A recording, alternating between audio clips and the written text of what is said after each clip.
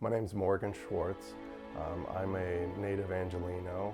I've spent my life in both education and in natural science. So over the course of my career in education of 32, 33 years, I've worked with thousands of students, and I have come to a conclusion and a point of view of how they learn best, and would like to share that with you. My issue with elephants in the zoo and in terms of education is that you're not educating them beyond seeing how large the animal is, how it might smell, even sounds it might make, because you're taking a complex, long-lived social animal out of the environment that it normally exists in and putting it into a captive situation removes it from its herd. The social dynamic is not seen. You don't see how it interacts with other herds, how it competes for mates, how it swims, how it mourns when it discovers a dead member of its own species. So you're actually not educating them, you're giving them misinformation. And that's a real problem from the point of view of an educator. One of the issues with the educational point of view is that it assumes that what one's learning is accurate, and when you see an animal like this in captivity, their behavior is behavior of captivity, not of nature. So the head bobbing, that repetitive sort of issue, is not something you see in nature. So you're teaching that this is natural behavior, and it's not natural. It's behavior that's stress-induced.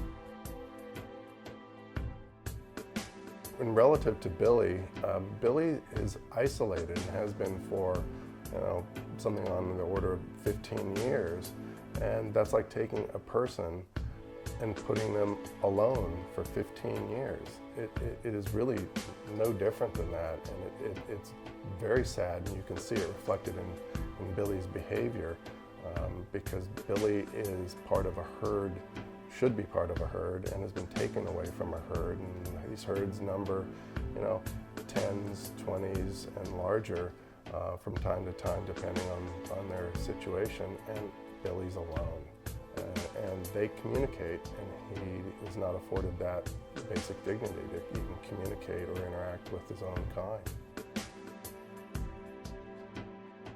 As someone who was born and raised in Los Angeles and grew up near the zoo and enjoyed the zoo as a child, now as an educator, I would love to see the zoo take a cutting-edge leading position on being an educational institution where they actually create an elephant exhibit absent actual elephants, because you don't need them. They should be in a large open space.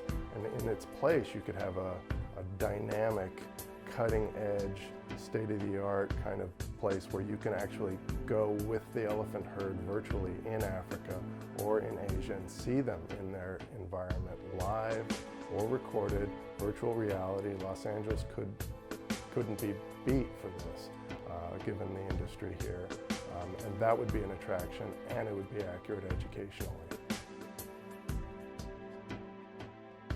In addition to the educational component, the direct education about the animal and its place in the ecosystem, is the larger context of the ethics of what we can do and what we should do.